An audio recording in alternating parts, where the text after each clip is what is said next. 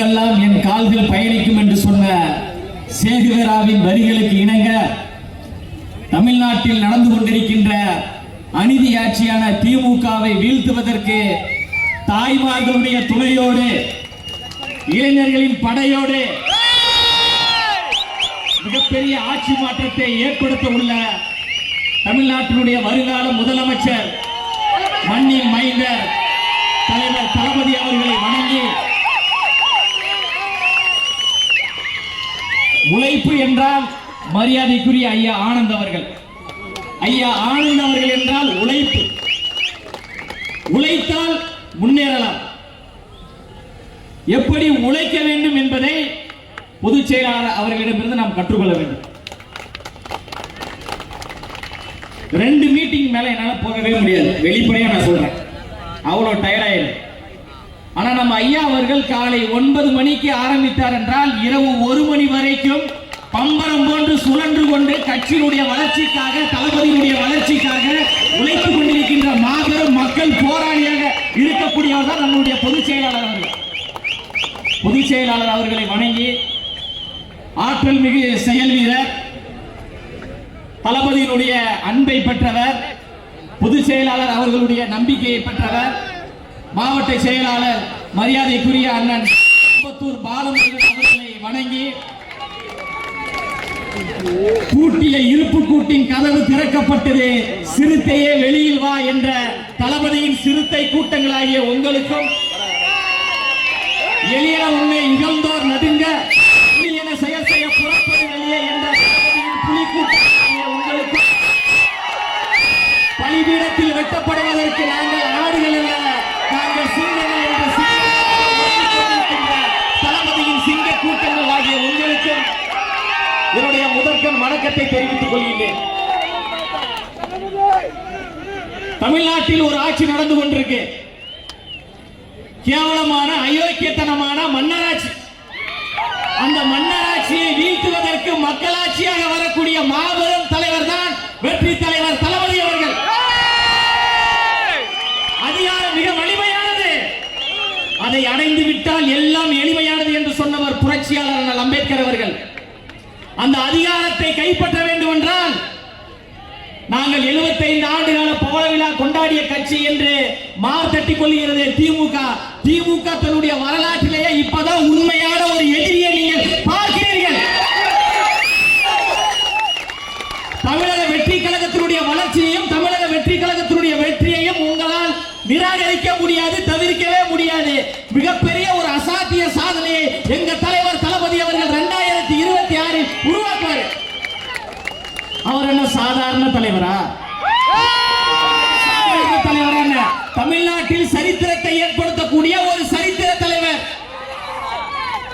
2026 send George கோட்டையில் முதலமைச்சராக அமரக்கூடிய தலைவர். என்கின்ற 3 எழுத்து எப்படி மிகப்பெரிய புரட்சியை ஏற்படுத்தியதோ, எம்ஜிஆர் என்ற 3 எழுத்து எப்படி ஒரு எழுச்சியை ஏற்படுத்தியதோ, வெற்றி தலைவர் தளபதி விஜய் என்கின்ற 3 எழுத்து மிகப்பெரிய புரட்சியையும் தமிழ்நாட்டில் ஏற்படுத்த. நடிகர்கள் கூத்தாடி ரசிகர்கள் கூட்டம் என்று திமுக விமர்சிக்கிறது. இதேதான் ஐயா எம்ஜிஆர் அவர்கள் கட்சி ஆரம்பிக்கின்ற பொழுது நடிகர், அவர் பின்னாடி போவதெல்லாம் ரசிகர்கள் கூட்டம் என்று திமுக விமர்சித்தது. அந்த 3 எழுத்து மந்திரம் எம்ஜிஆர் அவர்கள் திமுகவை எப்படி வீட்டில் உட்கார வைத்தாரோ அதே போன்று எங்க தலைவர் தளபதி தங்க தளபதி அவர்கள் திமுகவை 2026 உட்கார வைப்பது உறுதி. யாரை பார்த்து நீங்க ரசிகர்கள் கூட்டம்ன்றீங்க? மோடி பாப்பமா? சமூக நீதி பத்தி பேசுவோமா? ஜனநாயகத்தை பத்தி பேசுவோமா? தமிழ்நாட்டுடைய வரலாறை பத்தி பேசுவோமா? இடஒதுக்கீடை பத்தி பேசுவோமா? சாதி ஒழிப்பை பத்தி பேசுவோமா? பெண்ணுரிமை பத்தி பேசுவோமா? எல்லாவற்றையும் எதிர்கொள்வதற்கு தமிழக வெற்றி கழகத்தை சார்ந்த போர்படை தளபதிகள் நாங்கள் தயாராக இருக்கிறோம். நீங்க தயாரா? வாய்க்கிலேயே பேசுகின்ற திமுக கட்சியை நேரடியாக கேட்கிறேன். பெண்களின் உரிமைக்காக போராடக்கூடிய கட்சி, பெண்களின் வளர்ச்சிக்காக போராடக்கூடிய கட்சின்னு சொல்றீங்க. தமிழ்நாட்டினுடைய தலைநகரம் சென்னை. இந்த சென்னையில ஏதாவது ஒரு தொகுதியில மாவட்ட செயலாளராக ஏதாவது ஒரு பெண்மணியை நீங்க நியமிச்சிருக்கீங்களா? ஆனா எங்க தலைவர் தளபதி அவர்கள் திருவிக என்கின்ற ஒரு தொகுதியை ஒரு மாவட்ட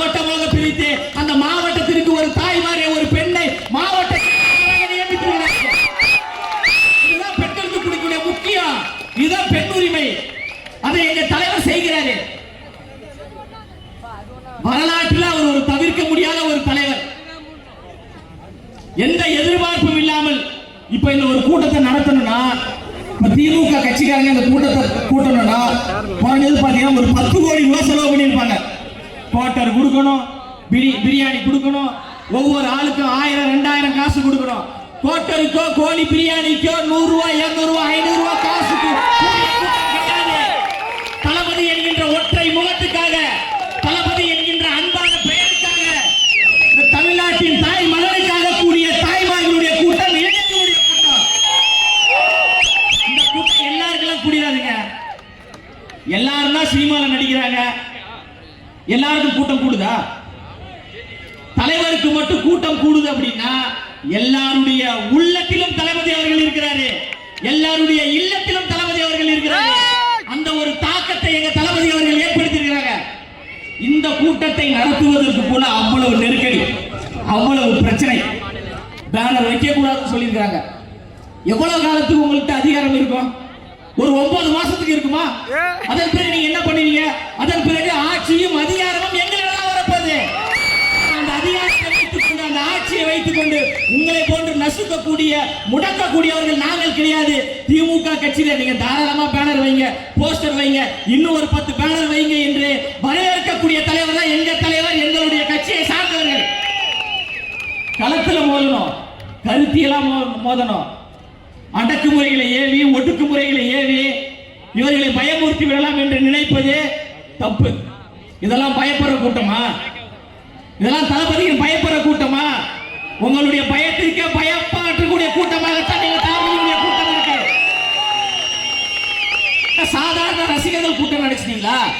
தன் பின்னாடி திரண்ட லட்சக்கணக்கான ரசிகர்களை வெறும் ரசிகர்களாக வைத்துக் கொள்ளாமல் தொண்டர்களாக மாற்றினார். பல நலத்திட்ட உதவிகளை செய்ய தூண்டினார். ரசிகர் மன்றத்தை நற்பணி மன்றமாக மாற்றினார். அந்த நற்பணி மன்றத்தை மக்கள் இயக்கமாக உருவாக்கி தமிழ்நாட்டு மக்களுடைய பிரச்சனைகளுக்கு நீங்கள் குரல் கொடுக்க வேண்டும் என்று எல்லோரையும் போராளிகளாக, தோழர்களாக எங்க தளபதி மாற்றினார். அந்த மக்கள் இயக்கம் தமிழக வெற்றி கழகமாக இன்று உருவாகி இருக்கு. அதனால எல்லாவற்றையும் எதிர்கொள்வதற்கு நாங்கள் தயாராகத்தான் இருக்கிறோம். ஒரு பாடல் வரிகள் மூலமாக தான் நம்ம சொல்லணும். என்னதான் நடக்கும் நடக்கட்டுமே, இருட்டினில் நீதி மறையட்டுமே, தன்னாலே வெளிவரும் தயங்காதே தலைவன் இருக்க. அதெல்லாம் அண்ணன் பாலமுருகன் அவர்களுக்கு சொல்றேன். காவல்துறை நெருக்கடி கொடுக்குது, மன உளைச்சலை ஏற்படுத்துறாங்க அப்படின்னு நீங்க தயங்க வேணாம், பயப்பட வேணாம், சோர்வடைய வேணாம். அந்த தளபதியுடைய சிரிப்பை மட்டும் நீங்க பாருங்க, நமக்கு 1000 யானைகளுடைய தைரியம் வரும். தமிழ்நாட்டினுடைய பிராண்ட் டிஎம்கே பிராண்ட் சொல்றீங்களே, அந்த திமுக என்கின்ற 3 எழுத்தை டிவிகே என்கின்ற 3 எழுத்து தான் பொய்யான வாக்குறுதிகளை சொல்லி மக்களை ஏமாற்றி ஆட்சிக்கு வந்தவர் தான் திமுக. என்ன பெண்கள் எல்லாம் பளபளன்னு இருக்கிறீங்க, ஓ நாங்க கொடுத்த 1000 ரூபாவா என்று பேசியவர்கள் திமுக கட்சியை சார்ந்தவர்கள். கேவலமா இல்ல? அயோக்கியத்தனமா இல்ல? ஓ பஸ்ல போறீங்களா? ஓசி எல்லாரும் உங்களை பார்ப்பதற்காக, உங்களிடம் வாக்கை வாங்குவதற்காக உங்க தொகுதிக்கு வருவாங்க. அப்ப நீங்க கேட்கணும், நாங்க உங்களுக்கு போற ஓட்டு ஓசிதான், ஓட்டுலாம் போட முடியாது போய் அப்படின்னு சொல்லுங்க. காலம் காலமாக இந்த தமிழ்நாட்டு மக்களை நசுக்கிக் கொண்டிருக்கின்ற ஒரு கட்சியாக திமுக இருக்கு, மக்களை ஏமாற்றி கொண்டிருக்கு. வெட்கம், மானம், சூடு, சொரணை இது நான் சொல்லல, தமிழ்நாட்டின் துணை முதலமைச்சர் திரு உதயநிதி ஸ்டாலின் அவர்கள் சொன்னார். நீட்டுக்கான ரகசியம் எங்களிடம் இருக்கிறது, நாங்கள் நீட் தேர்வை ரத்து செய்வோம் அப்படின்னு சொன்னார். ஒரு நெறியாளர் கேள்வி கேட்கிறாங்க, நீட்டுக்கான ரகசியம் என்னங்க அப்படின்னு கேட்கும்போது, வெக்கம், மானம், சூடு, சொரணை இது இருந்தா போதுங்க, நீட் தேர்வை ரத்து செய்திடலாம், அதான் நீட்டுக்கான ரகசியம் உதயநிதி ஸ்டாலின் சொன்னாரு. அதே உதயநிதி ஸ்டாலின் அவர்களுக்கு நாங்க கேட்கிறோம், வெக்கம், மானம், சூடு, சொரணை எதுவுமே உங்களுக்கு இல்லையா? ஆட்சிக்கு வந்து 4 ஆண்டுகள் ஆகிவிட்டது, ஏன் நீட் தேர்வு இன்னும் ரத்து பண்ணாம இருக்கீங்க? இந்த நாட்டினுடைய எதிர்கால தூண்கள் மாணவர்கள், மாணவர்களுடைய கல்வி கடனை நாங்கள் ரத்து செய்கிறோம் என்றுதானே ஆட்சிக்கு வந்தீங்க 4 வருஷம் ஆச்சுல எத்தனை மாணவர்களுடைய கல்வி கடனை நீங்க தள்ளுபடி பண்ணிருக்கீங்க? எதையும் பண்ணல. இவர்களுடைய எண்ணம் எல்லாம் தமிழக வெற்றி கழகத்தை எப்படி முடக்குவது, அவர்களை எப்படி பயமுறுத்துவது, இது வளர்ந்து விடாமல் எப்படி பார்த்து கொள்ள வேண்டும் என்று உலக வரலாற்றிலேயே திமுக கட்சியிலிருந்து விலகி திமுக கட்சியில் இணையக்கூடிய நிகழ்ச்சியா நடத்துவாங்க. பாத்தீங்களா? அவன் ஏற்கனவே திமுக தான் இருப்பான். தமிழக வெற்றி கழகத்திலிருந்து விலகி மீண்டும் திமுகவில் இணைந்தார்கள் என்று அயோக்கியத்தனமான மோசடித்தனத்தை திமுக செய்து கொண்டிருக்கா இல்லையா? மகளிர் சுய உதவிக்குழுல கடன் வாங்கி தர வாங்கன்னு சொல்லிட்டு வெக்கமே இல்லாம திமுக கட்சியில சேர்த்து தமிழக வெற்றி கழகத்திலிருந்து விலகி திமுகவில் இணைந்தார்கள் என்று ஒரு மோசடியை செய்தார்களா இல்லையா? அதுக்கப்புறம் அந்த சகோதரி பேட்டி கொடுத்தார்களா இல்லையா? இது அசிங்கமா இல்லையா? அந்த திமுகவை நடுக வைத்த தலைவராக தலைவர் தளபதி அவர்கள் இருக்கிறாங்க. விவசாயிகளுடைய தோழன் நானு, டெல்டா காரன் என்று பேசுகின்ற ஐயா ஸ்டாலின் அவர்களே 1000 நாட்களை கடந்து விவசாயிகள் பரந்தூரிலே போராடி கொண்டிருக்கிறாங்க. விளை நிலத்தே விமான நிலையம் வேண்டாம், உலகத்துக்கே சோறு போடக்கூடிய சாமி விவசாயி. அந்த விவசாயிகளுடைய வயிற்றில் அடித்துக் கொண்டு அந்த விவசாயிகளை ஏமாற்றிக் கொண்டு ஐயா முதலமைச்சர் அவர்கள் நான் விவசாய மகன் என்று சொல்றாரு. வாய் கூசல, அருவருப்பாக இல்ல. திருநெல்வேலிக்கு போறீங்க, நல்லா சுட சுட இருட்டு கடை அல்வாவா சாப்பிடுறீங்க, அதுக்கு நேரம் இருக்கு. ஊட்டிக்கு போறீங்க, நேரம் இருக்கு. படம் பார்ப்பதற்கு போறீங்க, நேரம் இருக்கு. இதோ பக்கத்தில் இருக்கின்ற அந்த பரந்தூர் விவசாயிகளை பார்ப்பதற்கு உங்களுக்கு நேரம் கிடையாதா? அப்ப நீங்க எதற்கு முதலமைச்சராக இருக்கீங்க? பதவியை ராஜினாமா பண்ணுங்க. இந்த தமிழ்நாட்டை வளர்ச்சி பாதையில் கொண்டு செல்வதற்கு வரலாற்று சிறப்பு மிக்க ஒரு தலைவர் தளபதி அவர்கள் வராது. விரும்புறாங்க. எதுக்கெடுத்தாலும் கூத்தாடி கூத்தாடி கூத்தாடி கூத்தாடி கேட்டு கேட்டு காதே வலிக்குது. ஆமா, எங்க தலைவர் கூத்தாடிதான். ஐயா ஸ்டாலின் அவர்கள் யார்? துணை முதலமைச்சர் உதயநிதி ஸ்டாலின் அவர்கள் யார்? ஐயா அண்ணாதுரை அவர்கள் யாரு? எந்த துறையிலிருந்து வந்தாரு? ஐயா எம்ஜிஆர் அவர்கள் எந்த துறையிலிருந்து வந்தாரு? அம்மையார் ஜெயலலிதா அவர்கள் எந்த துறையிலிருந்து வந்தாங்க? சினிமா துறை என்பது ஒரு தொழிலுங்க. தொழிலை வைத்து இழிவாக பேசுவதும் பாசிசம், தொழிலை வைத்து மட்டமாக பேசுவது அயோக்கியத்தனம், தொழிலை கீழ்த்தரமாக பேசுவது சர்வதிகாரம். அப்ப தமிழ்நாட்டில் சர்வதிகார ஆட்சி நடந்து கொண்டிருக்கு, மன்னராட்சி நடந்து கொண்டிருக்கு, வாரிசு அரசியல் நடந்து கொண்டிருக்கு. ஒவ்வொரு குடும்பத்தை சார்ந்தவர்களும் அரசியலுக்கு வரணும், வளர்ச்சி பெறணும், எல்லாரும் முன்னேற்ற பாதைக்கு வர வேண்டும் என்பதுதான் உண்மையான சமூக நீதி, உண்மையான ஒரு சமத்துவம். ஆனா ஒரே குடும்பத்தில் தான் எல்லாரும் இருப்பாங்களா? அது கோபாலபுரத்தில் மட்டும்தான் இருப்பாங்களா? வேற எங்கேயுமே இருக்க மாட்டாங்க. அடுத்தடுத்த தலைவர்கள் எல்லாம் ஒவ்வொரு இடத்துல இருந்து உருவாகணுங்க. கோயம்புத்தூர்ல ஒரு தலைவர் உருவாகணும், மதுரையில ஒரு தலைவர் உருவாகணும், திருநெல்வேலியிலிருந்து ஒரு தலைவர் உருவாகணும், சென்னையில ஒரு தலைவர் உருவாகணும், விழுப்புரத்தில் ஒரு தலைவர் உருவாக வேண்டும். அதுதான் சமூக நீதி, அதுதான் சமத்துவம். ஆனா திமுக தான் எல்லா தலைவரும் கோபாலபுரத்திலிருந்தே உருவாவாங்க. இததான் வாரிசு அரசியல் சொல்றோம், இததான் மன்னராட்சின்னு சொல்றோம். அந்த மன்னராட்சியை யாரால் வீழ்த்த முடியும் என்றால் மக்களிடமிருந்து வரக்கூடிய மக்கள் தலைவரால் மட்டும்தான் வீழ்த்த முடியும். அப்படி மக்கள் தலைவராக வரக்கூடியவர் தான் நம்ம தளபதி அவர்கள். அண்ணன் பாலமுருகன் அவர்கள் இருக்காங்களே, 5 ஆண்டுகளாக விலையில்லா விருந்தகம் நடத்தி கொண்டிருக்காரு. சொந்த உழைப்புல, இந்த காசுல, கட்சி தோழர்களுடைய அரவணைப்புல செய்து கொண்டிருக்கிறாரு. கொரோனா பெருந்தொற்று ஏற்பட்டுகின்ற பொழுது மற்ற கட்சியை சார்ந்தவர்கள் 1 நாள் 2 நாள் உதவி பண்ணியிருப்பாங்க. கொரோனா பெருந்தொற்றே ஏற்பட்டு என் உயிருக்கு ஆபத்தே ஏற்பட்டாலும் மக்களுக்கு எந்த உதவி என்றாலும் நாங்கள் செய்வதற்கு தயார் என்று மூளை முடுக்கெல்லாம் சென்று உதவி செய்தவர் அந்த அம்பத்தூர் பாலமுருகன் கட்சியை சார்ந்த தோழர். உயிருக்கு பயப்படக்கூடியவர்கள் நாங்க கிடையாது. பொது வாழ்க்கை என்று வந்துவிட்டால் எது வேண்டுமானால் நடக்கும்.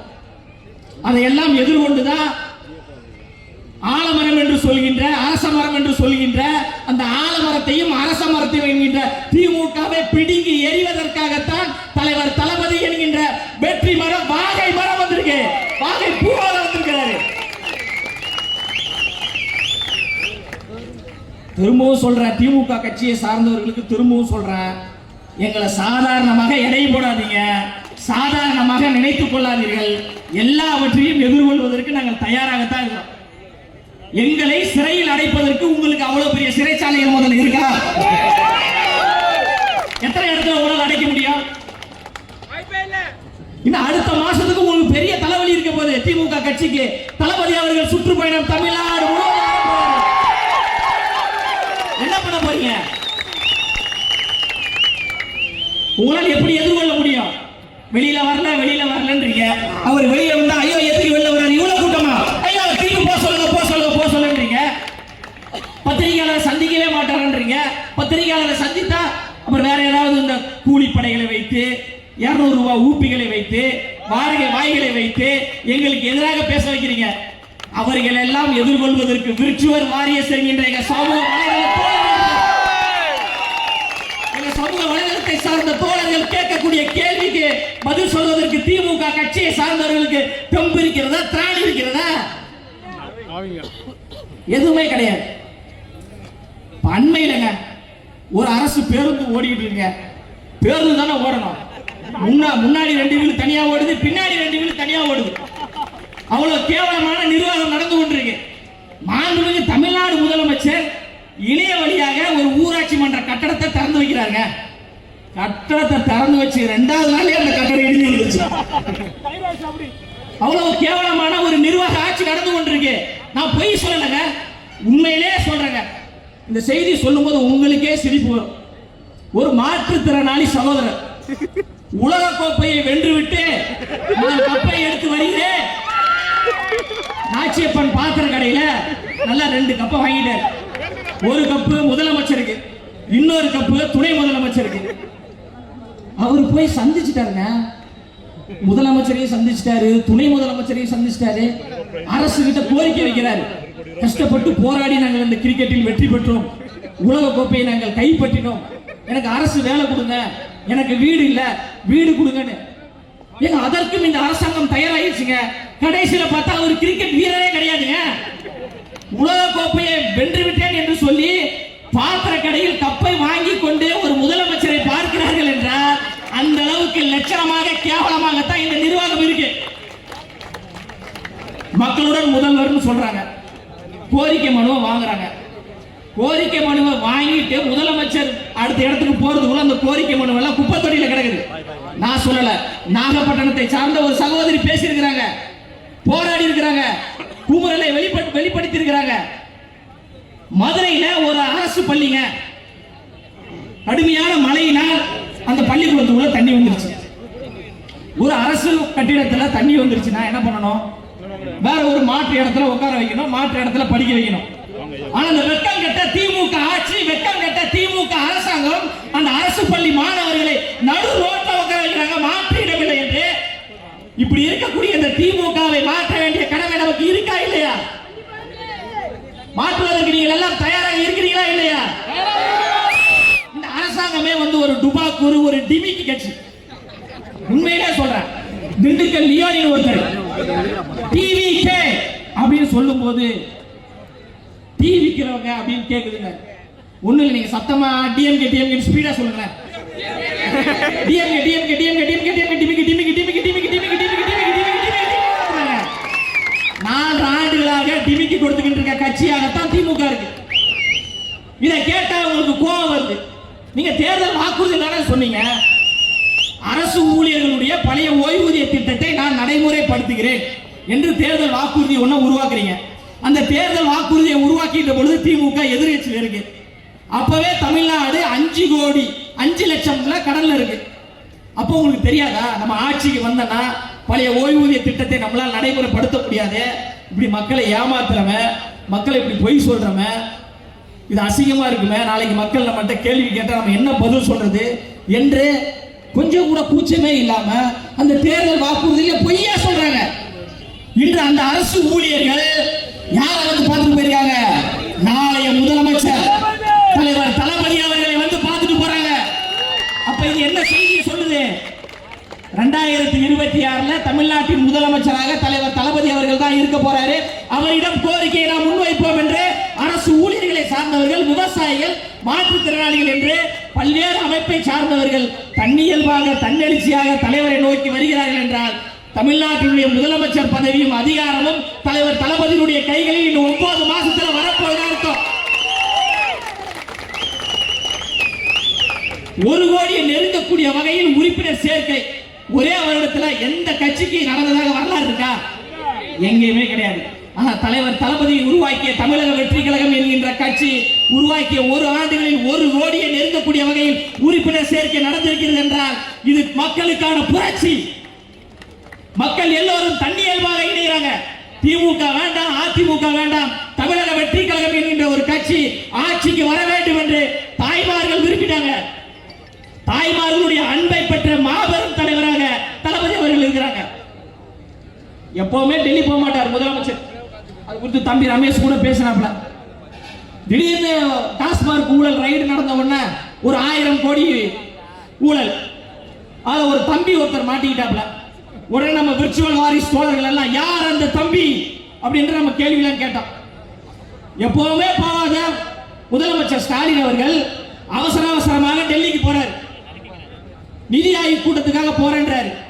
இதுவரைக்கும் போகாத ஐயா ஸ்டாலின் அவர்களே, திடீரென்று நீங்க போறீங்கன்னா உங்கள் மகனையும் உங்கள் சொந்தக்காரங்களையும் காப்பாற்ற நீங்க போறீங்களா? காவிரி பிரச்சனைக்காக ஐயா ஸ்டாலின் அவர்கள் முதலமைச்சரை பார்த்ததுண்டா? நீட்டுக்காக பிரதமர் அவர்களே முதலமைச்சர் அவர்கள் பார்த்ததுண்டா? கச்சத்தீவை மீட்க வேண்டும் என்ற தமிழ்நாட்டினுடைய முதலமைச்சர் ஐயா ஸ்டாலின் அவர்கள் பிரதமர் அவரை பார்த்தாரா? சாதிவாரி கணக்கெடுப்பு என்கின்ற ஒரு ஆய்வை நடத்துவதற்கு ஐயா ஸ்டாலின் அவர்களுக்கு துணிச்சல் இருக்கா? இதெல்லாம் எதையுமே பண்ணல. அதற்கும் வாலி அவர்கள் அருமையான வரிகள் சொல்லியிருக்காரு. சிலர் ஆசைக்கும் தேவைக்கும் வாழ்வுக்கும் வசதிக்கும் ஊரார் கால் பிடிப்பார், ஒரு மானம் இல்லை அதில் ஈனம் இல்லை, அது எப்போதும் வாழ் பிடிப்பார் என்று யாருக்கு பாடியிருக்கிறார்? ஐயா வாலி அவர்கள் திமுக கட்சிக்கு பாடியிருக்கிறாரு, திமுக தலைவருக்கு பாடியிருக்கிறாரு, தமிழ்நாட்டுடைய முதலமைச்சருக்கு பாடியிருக்கிறாரு. எங்களை பார்த்து பிஜேபியினுடைய பி டீமே பிஜேபி சொல்லிதான் இவர் கட்சி ஆரம்பித்தார் என்று சொல்லக்கூடிய திமுக கட்சியை சார்ந்த கொத்தடிமைகளுக்கு, தற்குறிகளுக்கு ஒரு விஷயத்தை சொல்றேன். பிஜேபி என்கின்ற ஒரு கட்சியை தமிழ்நாட்டுக்குள் கொண்டு வந்தது யார்? பக்கமா இல்ல, கொண்டு வந்தது திமுக.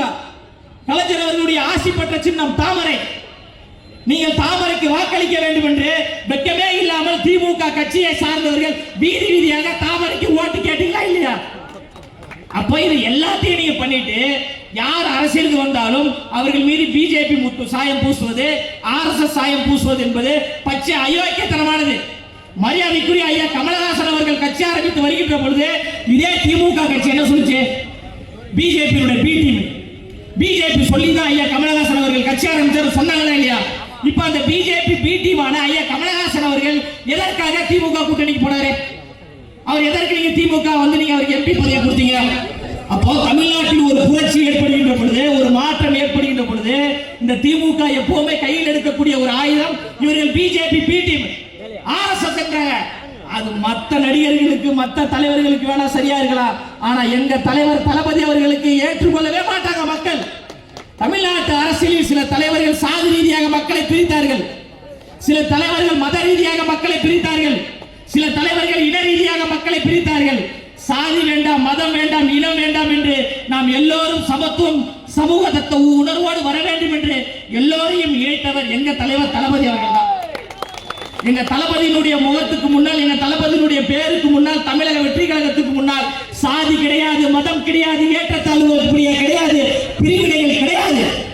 சமத்துவ அரசியல், மத சார்பற்ற சமத்துவ அரசியலை உருவாக்க வேண்டும் என்றுதான் எங்க தளபதி விரும்புகிறார்.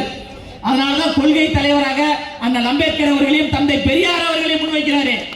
சமூக நீதி பேசுற திமுக இந்த நாட்டின் விடுதலைக்காக போராடிய அஞ்சலை அம்மாள் அவர்களை எத்தனை பேருக்கு நீ கொண்டு போய் சேர்த்தீங்க சொல்லுங்க பாப்போம்? கிடையாது. எங்க தலைவர் தளபதி அவர்கள் அஞ்சலை அம்மாள் கொள்கை தலைவரை அறிவித்த பிறகுதான் தமிழ்நாடு மட்டுமல்லாமல் உலகம் முழுவதும் யார் இந்த அஞ்சலை அம்மாள் என்று தேடி தேடி தேடி தேடி படிக்கிறாங்க. அப்போ சுதந்திர போராட்ட தியாகி அஞ்சலை அம்மாளையே மக்களிடம் கொண்டு போய் சேர்த்த வரலாற்று சிறப்புமிக்க தலைவர் எங்க தளபதி அவர்கள். அண்ணல் அம்பேத்கர் என்றாலே அவர் ஒரு சாதி தலைவர் என்கின்ற ஒரு வட்டத்துக்குள் தமிழ்நாட்டில் சுருக்கி வைத்திருக்காங்க. அண்ணல் அம்பேத்கர் அவர்கள் சாதி தலைவர் கிடையாது, அவர் சாதித்த தலைவர். உலக தலைவர் என்று ஒட்டுமொத்த தமிழ்நாட்டு மக்களுடைய இதயங்களில் அண்ணல் அம்பேத்கர் அவர்களை கொண்டு போய் சேர்த்த வரலாற்று சிறப்புமிக்க தலைவர் எங்க தளபதி அவர்கள். அந்த அளவுக்கு மிகப்பெரிய ஒரு தாக்கத்தை மக்கள் மத்தியில் ஏற்படுத்தினால்தான் திமுக நடுங்குது. எந்த அமைச்சரும் பாருங்க மக்கள் பிரச்சனையை பேசுறதே கிடையாது, மக்களை பத்தி பேசுறதே கிடையாது. நேற்று ஒருத்தர் வந்தார், ஒரு நடிகர் ஒருத்தர் வந்திருக்கிறார். அப்போ 24 மணி நேரமும் எதிரிகளையும் நினைக்க வைக்கக்கூடிய ஆற்றல் வாய்ந்த தலைவராக தலைவர் தளபதி அவர்கள் இருக்கிறாங்க. தூக்கத்துல கூட நம்ம தளபதி அவர்கள் அவர்களை டிஸ்டர்ப் பண்ணிட்டு இருக்கிறார். அதனால வாயை திறந்தாலே நம்ம தளபதிக்கு எதிராகவும் கட்சிக்கு எதிராகவும் கட்சிக்கு சம்பந்தம் இல்லாத ஆட்களை வந்து திமுகவுக்கு கொண்டு வந்துட்டாங்க என்கிட்ட பொய்யான ஒரு பரப்புரைகளை முன்வைக்கிறாங்க. அதெல்லாம் எதையுமே நம்பாதீங்க. வரலாற்றில் எப்போது ஒரு முறைதான் வரலாற்று தலைவர்கள் உருவாவாங்க. அந்த அடிப்படையில் தான் இப்போ ஒரு வரலாற்று சிறப்பு மிக்க ஒரு வரலாற்று தலைவர் உருவாக்கிறாரு. உண்மையிலே அவர் வந்து தாய்மார்களை நம்பிதான் அரசியலுக்கே வந்திருக்கிறாரு.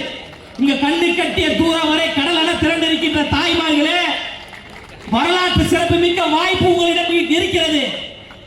தயவு செய்து தமிழ்நாட்டுடைய முதலமைச்சராக தங்க தளபதி அவர்களை தேர்வு செய்ய வேண்டிய கடமை உங்களுக்கு இருக்கு. பேர் வேண்டாம், புகழும் வேண்டாம், பணமும் வேண்டாம், எதுவுமே வேண்டாம். தமிழ்நாட்டு மக்களுக்கு நான் உதவி செய்வதற்கு தியாக உணர்வோடு வருகிறேன் என்று வராரு பார்த்தீங்களா, அதுதாங்க துணிச்சல், அதுதாங்க தைரியம். அப்படிப்பட்ட ஒரு தலைவர் எப்போதாவது ஒரு முறை தான் வரலாற்றில் உருவாவாங்க. அப்படிதான் நம்ம தளபதி உருவாகி இருக்கிறாங்க. அதனால ஒரு நல்ல தலைவரை தவற விட்டுறாதீங்க, ஒரு வரலாற்று சிறப்பு மிக்க ஒரு தலைவரை தவற விட்டுறாதீங்க. திமுக என்கின்ற இந்த ஒரு மன்னராட்சியை, திமுக என்கின்ற மக்களை அடிமைப்படுத்தக்கூடிய ஆட்சியை, திமுக என்கின்ற பாசிச ஆட்சியை, திமுக என்கின்ற சர்வதிகார ஆட்சியை, கருத்து சுதந்திரத்திற்கு எதிராக இருக்கின்ற திமுக ஆட்சியை, ஒற்றுமைக்கு எதிராக இருக்கின்ற திமுக ஆட்சியை, மத நல்லிணக்கத்துக்கு எதிராக இருக்கின்ற திமுக ஆட்சியை, மக்கள் விரோத ஆட்சியை செய்து கொண்டிருக்கின்ற திமுக ஆட்சியை வீட்டிற்கு அனுப்ப வேண்டும் என்றால் நம் ஒவ்வொரு வீட்டில் இருக்கின்ற தாய்மார்களுடைய மகனாக இருக்கின்ற தலைவர் தளபதி அவர்கள் இந்த நாட்டை காப்பாற்றுவதற்காக வருகிறார். அதனால தவற விட்டாதீங்க. நல்ல வாய்ப்பை பயன்படுத்தி வரலாற்றில் மிகப்பெரிய ஒரு புரட்சியை ஏற்படுத்துங்க. புரட்சி என்பது தானாக உருவாகாது, அந்த புரட்சியை நாம் தான் உருவாக்க வேண்டும். அப்படிப்பட்ட ஒரு புரட்சி நாயகனாக தான் தலைவர் தளபதி அவர்கள் வராங்க. இந்த நல்ல ஒரு வாய்ப்பை பயன்படுத்திக் கொள்ளுங்க. 20 லட்சம் ரூபாய்க்கு நலத்திட்ட உதவிகள் பண்றாங்க. ஆட்சியில் இருக்கின்ற திமுக 1000 ரூபாய்க்கு பண்ணிட்டு பத்திரிகையில போடுவாங்க பாருங்க, 5 கோடிக்கு நலத்திட்ட உதவிகள் பண்ணணும். அது காலம் காலமாக டிஎன்ஏலே இருக்குது. அவங்களுக்கு பொய்யை சொல்வது, பித்தலாட்டத்தை சொல்லுவது, ஏமாற்றுவது, பொய்யான அவதூறுகளை பரப்புவது, ஏதாவது எதிர்த்து கேள்வி கேட்டா காவல்துறை வைத்து அடக்குவது, ஒடுக்குவது, அது மத்தவங்கிட்ட ஈடுபட்டிருக்கோம். தமிழக வெற்றி கழகத்தை சார்ந்த தோழர்களிடம் அதெல்லாம் ஈடுபடாது. எல்லாவற்றிற்கும் தயார். அமைதி என்றால் அமைதி, அன்பு என்றால் அன்பு, வம்பு என்றாலும் நாங்கள் அன்புதான், வம்புலாம் கிடையாதுப்பா, அன்புதான். அந்த அளவுக்கு தான் தளபதி அவர்கள் நம்மளை வழிநடத்துறாரு. அந்த அளவுக்கு தான் ஐயா பொதுச் செயலாளர் அவர்கள் நமக்கு வந்து ஆலோசனை கொடுத்து அரசியலை ஒழுங்குபடுத்துறாரு. தொடர்ந்து நீங்க பாக்குறீங்களா, பொதுச் செயலாளர் அவர்களுக்கு எதிராக அவதூறுகளை அதிகமாக திமுக முன்னெடுத்துக்கிட்டே. ஏன்னா இந்த நூற்றாண்டுல எனக்கு தெரிந்து ஒரு தலைவருக்கு இப்படி ஒரு உண்மையான விசுவாசி கிடைப்பதற்கு வாய்ப்பே கிடையாது. அப்படி ஒரு விசுவாசியாக நம்முடைய கழகத்துடைய பொதுச் செயலாளர் இருக்கிறாங்க. அப்ப அந்த பொதுச் செயலாளர் எப்படியாவது மனதளவில் ஒரு பாதிப்பை ஏற்படுத்தணும், அவருக்கு ஒரு மனசு கஷ்டத்தை ஏற்படுத்த வேண்டும் என்று திமுக முயற்சி எடுக்குது. அவர் என்ன சாதாரண ஆள? அவர் பாறாங்கல்லு, எல்லாவற்றையும் எதிர்கொள்வதற்கு எங்களையே மேய்க்கிறாரு, உங்களை மேய்க்க மாட்டாரா? அதனால வந்து எங்க கட்சி என்பது ஒரு குடும்பம், ஒரு கூட்டு குடும்பமா இருக்கு. அதுல வந்து நீங்க கல்லை தூக்கி எரியலாம், வேற ஏதாவது தூக்கி எரியலான்னு முயற்சி பண்ணீங்கன்னா அந்த கல்லு திருப்பி உங்க மேலதான் விழும். ஆனால் அம்பேத்கர் அவர்கள் சொன்னதான் சொல்றேன், காற்றாற்று வெள்ளத்தில் கரைந்து போவதற்கு நாங்கள் ஒன்றும் களிமண்கள் கிடையாது, அந்த காற்றாற்று வெள்ளத்தில் போக்கையே மாற்றக்கூடிய பாறைகள். அதனால எவ்வளவு அடக்குமுறை ஒடுக்குமுறைகள் வந்தாலும் அதை எதிர்கொள்வதற்கு நாங்கள் தயாராக இருக்கிறோம். அதனால அண்ணன் அம்பத்தூர் பாலமுருகன் அவர்களே, நீங்கள் தைரியமாக போராடுங்க, தைரியமாக மக்களுக்காக நில்லுங்க, மக்களுக்காக உதவி செய்யுங்க. உங்களுக்கு எவ்வளவு நெருக்கடி, எவ்வளவு அழுத்தங்கள் வந்தாலும் அந்த அழுத்தத்தை தூசி இல்லாமல் தூக்கி எறியக்கூடிய உங்களோடு இருக்கிறாங்க. உங்களை ஒருத்தர் தடுக்கிறாங்க, எதிர்க்கிறாங்க அப்படின்னா நீங்க வெற்றி பெற்று விட்டீர்கள் என்ற அர்த்தம்.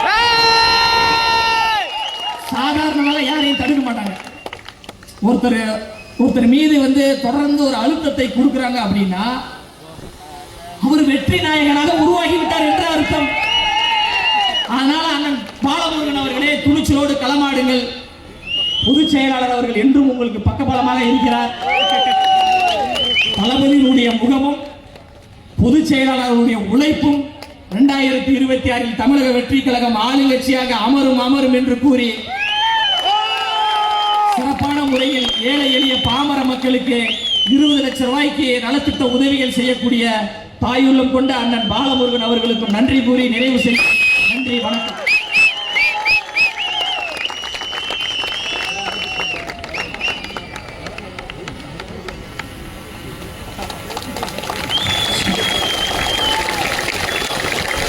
ஒரு உற்சாகமான கைத்தறி கொடுத்தலாம். மீண்டும் ஒரு முறை தங்களுடைய கருத்துக்களை சவாலான முறையில, சரியான முறையில, சபாஷின மாத்தட்டும் முறையில பகிர்ந்து கொண்ட அண்ணன் அயலமணி அவர்களுக்கு மீண்டும் ஒரு நெஞ்சார்ந்த சிரம் தாழ்ந்த வணக்கங்களையும் வாழ்த்துக்களையும் தெரிவிச்சுக்கிறோம்.